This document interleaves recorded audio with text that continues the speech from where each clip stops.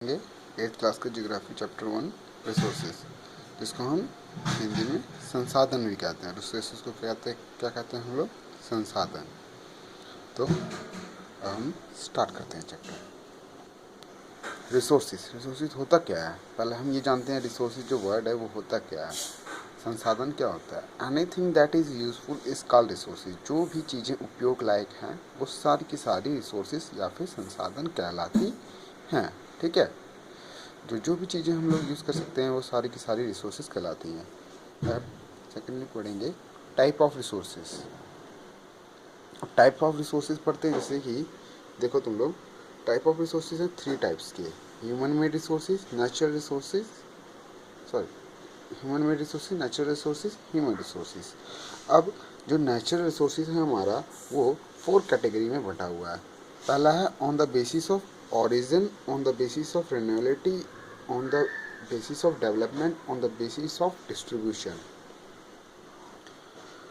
तो अब हम लोग जो है हमारा नेचुरल रिसोर्सेज वो 4 कैटेगरी में बैठा हुआ है। वो जो 4 रिसोर्सेज हमारे जो नेचुरल रिसोर्सेज के जो 4 रिसोर्सेज 4 कैटेगरी 4 टाइप्स में बटे हुए हैं वो फर्दर सब टाइप्स में बटे हुए हैं। जैसे कि on the basis of origin पे हम लोग पढ़ते हैं, तो on the basis of origin पे हम लोग को पता चलता है, on the basis of origin पे हम लोग पढ़ते हैं, तो on the basis of origin पे हमारे रिसोर्सेज 2 टाइप्स में बटे हुए हैं, biotic resources, abiotic resources. On the basis of renewability पे 2 कैटेगरी में बटे हुए हैं, non renewable, renewable resources. On the basis of development पे 2 कैटेगरी में बटे हुए हैं, पोटेंशियल रिसोर्सेज एंड एक्चुअल और developed resources. On the basis of distribution पे 2 कैटेगरी 2 टाइप्स में बटे हुए हैं, एक्टिव रिसोर्सेज और लोकलाइज रिसोर्सेज। तो ये हमारा रिसोर्सेज के जो एक पूरा चार्ट है कि टाइप ऑफ रिसोर्सेज हमारा 3 कैटेगरी में बटा है। फर्दर एक नेचुरल रिसोर्सेज जो है हमारा वो फर्दर 4 कैटेगरी में बटा हुआ है, और जो 4 कैटेगरी में हमारे रिसोर्सेज नेचुरल रिसोर्सेज के जो बटे हुए हैं वो फर्दर सब टॉप टाइप्स में बटे हुए हैं। तो ये हमारा चार्ट है। ठीक है, तो अब हम लोग आगे पढ़ते हैं। अब हम लोग इन्हीं रिसोर्सेज के टाइप्स को आगे फर्दर डिस्कस करेंगे। तो सबसे पहले natural resources. The resources, natural resources, the resources that are drawn by nature and used without much modification are called natural resources. For example, water, air, sunlight, animals, etc. जो resources प्राकृतिक रूप से उत्पन्न हैं, जिसमें ज़्यादा हस्तक्षेप नहीं हुआ हो, वो रिसोर्सेज क्या कहलाएंगे? Natural resources. जैसे कि सन हो गया, प्लांट्स हो गए, फॉरेस्ट हो गया, रॉक्स हो गया, minerals, animals, air, oil, water, soil, ये सारे के सारे हमारे क्या? Natural resources. ठीक है, अब हम नेचुरल रिसोर्सेज जो हमने पढ़ा है उससे पहले देखो यहाँ पे हम लोगों ने इसके टाइप्स पढ़े। नेचुरल रिसोर्सेज के फर्दर जो टाइप्स हमने पढ़े थे, ये 4 टाइप्स, वो आगे हम नेचुरल रिसोर्सेज आगे डिस्कस करेंगे। तो सबसे पहले आता है on the basis of origin, biotic resources, abiotic resources. This are obtain from living organism. Biotic resources, this are obtain from living organism such as plant, animal, and they include forest product, grasses, herbs, crop, wild and domestic animal, bird, fish, etc. जो biotic resources है, जैविक साधन, वो जितने भी हमें हमारे साधन, जितने भी रिसोर्सेज हमें जो प्लांट्स या ऑर्गेनिज्म, जो हमारे लिविंग ऑर्गेनिज्म है, चाहे वो प्लांट्स हो या एनिमल्स हो, उनसे मिलते हो, तो हम लोग उन्हें क्या कहते हैं? बायोटिक रिसोर्सेज, जैविक संसाधन। ठीक है, उसमें आते हैं forest product, grasses, herb, crop, wild and domestic animal, birds etcetera, ये सब आते हैं हमारे। Abiotic resources are non-living things. There are also known as inorganic or non-living resources. So, soil, minerals, rock are the important abiotic resources of the earth. अच्छा, अजैविक अजैविक संसाधन क्या होते हैं? अजैविक संसाधन होते हैं जितने भी नॉन लिविंग थिंग, जितने भी अजीवित वस्तुएं होती हैं, जितने भी नॉन लिविंग थिंग होती हैं, वो सारे जो रिसोर्सेज होते हैं, संसाधन, उनसे जितने भी अजीवित प्राणियों से हम लोग को संसाधन प्राप्त होते हैं, अजीवित वस्तुओं से हमें संसाधन प्राप्त होते हैं, वो सारे के सारे अजीवित संसाधन कहलाते हैं या फिर अबायोटिक रिसोर्सेज में इंक्लूड होते हैं। जैसे कि यहाँ पे देखो फिगर में, plants, animal, fungus, bacteria, animals, ये सारे के सारे जीवित हैं, जीवित संसाधन है हमारे। इनसे हमें जितने भी संसाधन प्राप्त होते हैं ये सारे के सारे जीवित प्राणियों से प्राप्त होते हैं। और ये देखो हमारे अजीवित,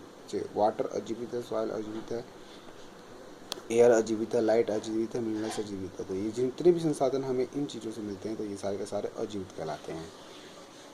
तो बायोटिक और बायोटिक रिसोर्सेज के बारे में हम लोगों ने पढ़ लिया। अब हम लोग आगे बढ़ते हैं on the basis of renewability. Renewable resources, non-renewable resources. Renewable resources, resources which can be renewed by reproduction are called renewable resources. Non-renewable resources, resources which take thousands of years get replenished are called non-renewable resources. तो पहले हम लोग renewable resources को अच्छी तरह से समझ लेते हैं। वो संसाधन, वो resources जो नवीनीकरण मतलब जो तुरंत नया हो जाए, रिन्यूड, जिसका जो तुरंत नया हो जाए, मतलब ये रिप्रोडक्शन इसका, हाँ ऐसे हो कि नहीं यूज़ हो रहा है तो ऐसा नहीं है कि यूज़ हो रहा है तो तुरंत ख़त्म हो जा रहा है, नहीं, वो हमेशा उसको उसका ख़त्म होने का तादाद बहुत कम, ख़त्म ही नहीं होगा। जैसे कि सनलाइट है, ये इसका सनलाइट का अगर सोलर सिस्टम से हम सोलर पैनल से इसका यूज़ करते हैं सनलाइट को, तो ये ख़त्म होगा जल्दी नहीं, क्योंकि ये हमेशा के लिए है। विंड है, एयर है, ये सारा चीज़ हमेशा के लिए है, ये कभी ख़त्म नहीं होने वाला। तो ये रिन्यूएबल रिसोर्सेज में, रिन्यूएबल संसाधन में आता है। नॉन रिन्यूएबल रिसोर्सेज क्या है? Resources which take thousands of years to get replenished are called non-renewable resources। वो संसाधन जो हजारों साल जिनको लगता है वापस से नवीकरण होने में, वापस से नहीं होने में, वापस से बनने में, जिनको हजारों साल लग जाते हैं, वो नॉन रिन्यूएबल रिसोर्सेज में होते हैं। फॉर एग्जांपल देख लो, यहाँ पे फॉसिल फ्यूल है, कोल है, एंड न्यूक्लियर एनर्जी है, फ्यूल से जो एनर्जी आता है हम लोग को, जितने भी ये सारे नेचुरल गैसेज हैं, एक बार ये ख़त्म हो गए इनको हज़ारों साल लग जाएंगे बनने में। तो ये सारे के सारे नॉन रिन्यूएबल रिसोर्सेज हैं, ठीक है। अब हम on the basis of development पढ़ते हैं। Potential resources, actual resources. और potential resources is not being used currently. A potential resources can be proved useful and become an actual resources in the future. Example, uranium deposit in Ladakh. The entire quality of a potential resources may not be known. अच्छा, potential resources क्या होता है? वो resources जो अभी तक use नहीं किया गया, जिनके बारे में क्या कहते हैं, पर्टिकुलरली अभी वो साधन जो अभी यूज़ में नहीं आया, जिसके बारे में अभी लोगों को उतना, जिन हमारे पास टेक्नोलॉजी स्किल इतना नहीं है कि उस चीज़ को हम लोग यूज़ कर सके या फिर नहीं। फॉर एग्जांपल की एग्जांपल में दिया गया है कि यूरेनियम डिपॉजिट इन लद्दाख में कहीं पे यूरेनियम का डिपॉजिट है, बस ये खोज संसाधन खोज में पाएगा कि हाँ यूरेनियम है, बट उसका यूज़ ही नहीं हो रहा, ना हमको उसको अता पता है ना कुछ है, ये कहाँ पे है, लद्दाख में है बट कहाँ है नहीं पता। बट ये एक वैज्ञानिकों द्वारा कहा जाता है कि यूरेनियम, लद्दाख में बहुत सारे यूरेनियम के डिपॉजिट हैं, बट उसका यूज़ ही नहीं हो रहा है, ना उसका आता पता चल पा रहा है। तो ये सारा का सारा पोटेंशियल रिसोर्सेज बस वैज्ञानिकों द्वारा कहा जा रहा है कि हाँ यूरेनियम डिपॉजिट है लद्दाख में, बट उसका यूज़ ही नहीं हो पा रहा। और अगर उसका अगर क्या कहते हैं जितनी भी क्वांटिटी है अभी हम लोग को पता ही नहीं है कितनी क्वांटिटी है, क्या है नहीं है, कैसे यूज़ होगा, उसका किस तरीके से यूज़ हो रहा है, तो ये अभी कुछ नहीं पता। तो ये सारा का सारा रिसोर्सेज किस में आएगा? पोटेंशियल रिसोर्सेज में। एक्चुअल रिसोर्सेज क्या होता है? An actual resources is one which we use currently, and actual resources might have been potential resources in the past, it may be and in the future. Example, coal deposit, the actual quantity of an actual resource is known. अच्छा, actual resources क्या होता है? वो साधन जो हम लोग अभी यूज़ कर रहे हैं, जिनके बारे में हम लोग को पता है कि कितना उनका डिपॉजिट है, कहाँ पे है, और उनको यूज़ कर रहे हैं। पहले उस कहा क्या गया? An actual resources might have been a potential resource in the past. जो एक्चुअल रिसोर्सेज है, एक्चुअल संसाधन है, वो शायद कभी पोटेंशियल रिसोर्सेज भी हो सकता था, जिनके बारे में अपने ये पास्ट में। बट जैसे कि कोल, पहले कोयले जो क्या कहते हैं कई सालों से हम लोग को डिपॉजिट पता है कि यहाँ पे झारखंड में इसका डिपॉजिट है, और भी बहुत सारी जगह पे डिपॉजिट है इसका, तो हम लोग को पता है, तो इसको हम लोग को यूज़ कर रहे हैं। एक्चुअल रिसोर्सेज की क्वांटिटी हम लोग को पता है, फ्यूचर में ख़त्म हो जाएगा ये भी पता है, इनको यूज़ कर रहे हैं तब पता है कि हाँ फ्यूचर में ख़त्म हो जाएगा। बट देखो यूरेनियम यहाँ पे है, यूरेनियम डिपॉजिट इन लद्दाख। अब फॉर एग्जांपल ये समझ लो कि यूरेनियम का पता चल गया, यूरेनियम यहाँ पे, अब हम लोग इसको यूज़ में ला रहे हैं, तो वो पोटेंशियल रिसोर्स निकल आएगी। जब हम लोग को अब अभी इसके बारे में कुछ नहीं पता है, जब हमको हम लोग को इसके बारे में पता चल जाएगा और ये हम लोग यूज़ करने लगेंगे इसका यूरेनियम का, तब ये एक्चुअल रिसोर्सेज में कहलाएगा। ठीक है, पोटेंशियल रिसोर्सेज वो रिसोर्सेज जिसको हम लोग अभी क्या कहते हैं, जिसका क्या कहते हैं पूरा क्वांटिटी हम लोग अभी यूज़ कर ही नहीं रहे हैं, और ना हम लोग को उसके बारे में अभी करंटली पता है।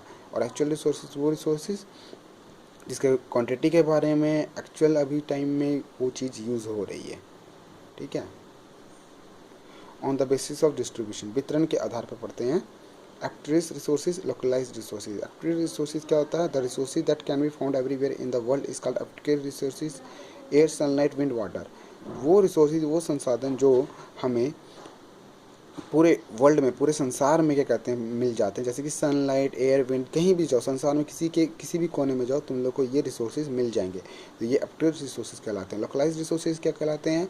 वो रिसोर्सेज जो the resources that can be found only in certain part of the world. वो रिसोर्सेज जो सिर्फ वर्ल्ड के किसी पार्ट में, वर्ल्ड ऐसा नहीं है कि पूरे वर्ल्ड में मिले, कहीं पर्टिकुलर एरिया डिफाइन कर दे। जैसे कि झारखंड में कोयला मिल रहा है तो क्या कहते हैं बिहार में नहीं है, लद्दाख में नहीं है, श्रीनगर में नहीं है, राजस्थान में नहीं है।